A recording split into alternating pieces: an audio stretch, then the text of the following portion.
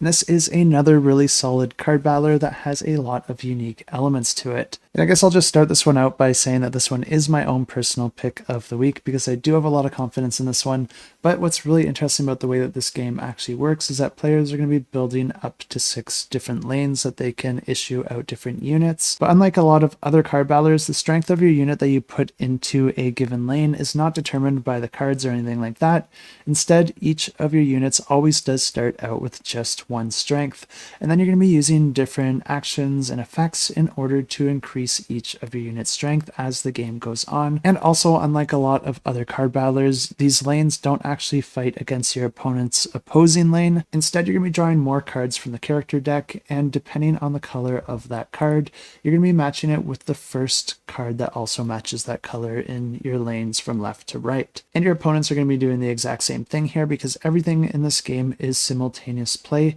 But essentially you're going to be adding the value of those 2 cards together, assuming you did have a color to match it with, and then you're going to be comparing that to your opponents, adding any modifiers, and then whichever player has the highest amount of strength is going to be the one winning that specific battle. That doesn't mean you win the round, but you did win the battle. If you draw a card and it doesn't match any of the colors that you currently have in play, then that card is just going to be battling on its own with the strength value outlined on it in the top left corner. And the reason that I'm so confident with this one being my own personal pick of the week is because I was sent a prototype of this game and I did get to play it a few times now, and I think it is a ton of fun, and I think they did a really great job here, and there is a lot of variety offered in this game and a lot of different things that you can do to try and tip the scales in your favor. But since I do have the game set up here, I'll just walk you through what a round kind of looks like, because at the start of each round you're always going to be drawing a hand of 6 cards from the character deck. And there are a bunch of different colors and characters that you can get. They're going to have a bunch of different icons on them that indicate different effects, either when you put them into play or when you discard them,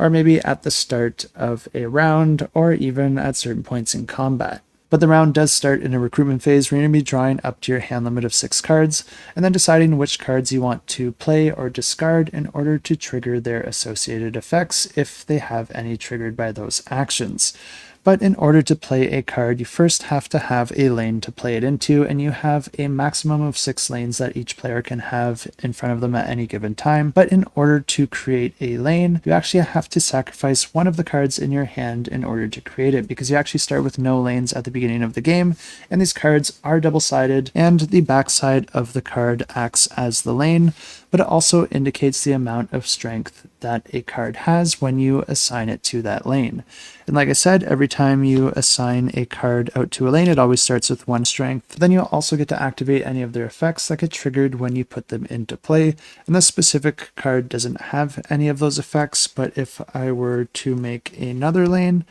and then put this card out instead,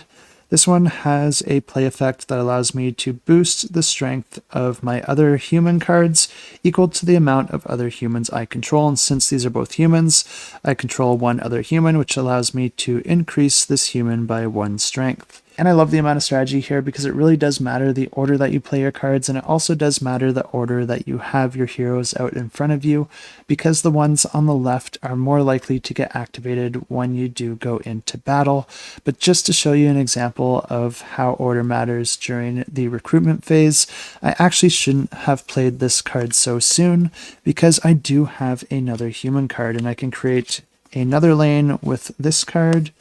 put this human out, which has no ability, just the same as the one before it. But when I put this drill sergeant out, he's now going to give me 2 strength to a human of my choice. So I can go ahead and increase this one to 3. And I chose to increase the strength of the leftmost one because it is the one that is most likely to engage in battle during the battle phase. And I'll just go ahead and show you how the battle phase works. And I just went ahead and set up a random opponent play area here, and I intentionally put them with just 2 lanes because it is very possible that players have a different amount of lanes than each other. But during the battle phase, you actually draw the number of cards for each player equal to the player that has the most lanes. So since I have the most lanes, which is 3, each player will draw 3 cards in front of them. So I'll give 3 cards to my opponent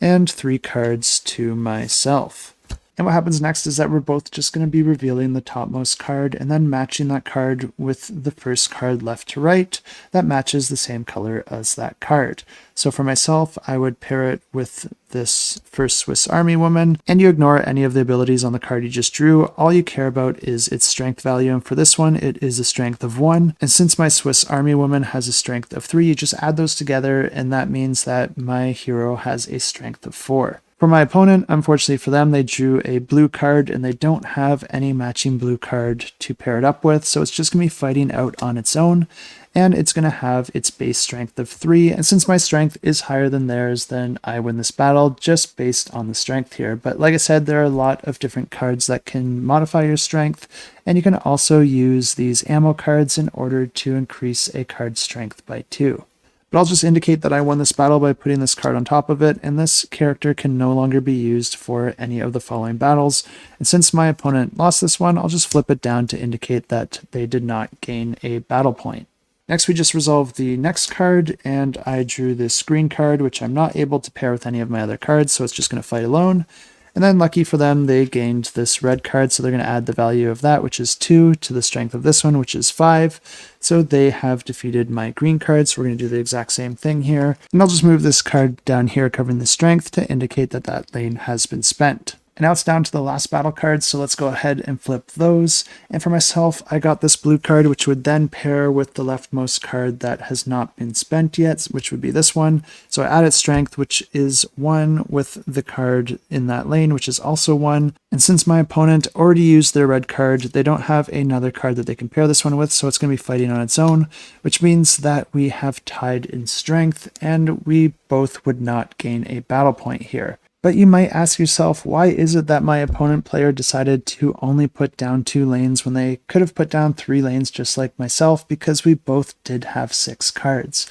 Well, the reason for that is because any cards that you have left in your hand during the battle phase, you can actually swap out with any of the cards that you drew if you happen to not like that card. So in this case, that's exactly what my opponent's going to do. Instead of using this red card, they're going to swap it out with the green card from their hand, because now that green card is going to get matched up with this other green card that they still have left here, and they're going to be adding the value of 3 to the value of 1, giving them a strength of 4, which now destroys my strength amount, winning them that point. Now that all the cards have been played, we can determine the winner of this battle phase, which is my opponent, because they won 2 of the battles, and I only won 1. So what you do here is you compare the difference, which is a value of 1, and then the loser would lose that amount of hit points, and your health is measured by this deck of red cards here, and I'll just go ahead and flip one over to indicate that I have lost 1 health. And now you might have noticed that these red cards are double-sided and that they do also have a track on them, because these can also act as a lane, and there's certain actions that allow you to swap them out.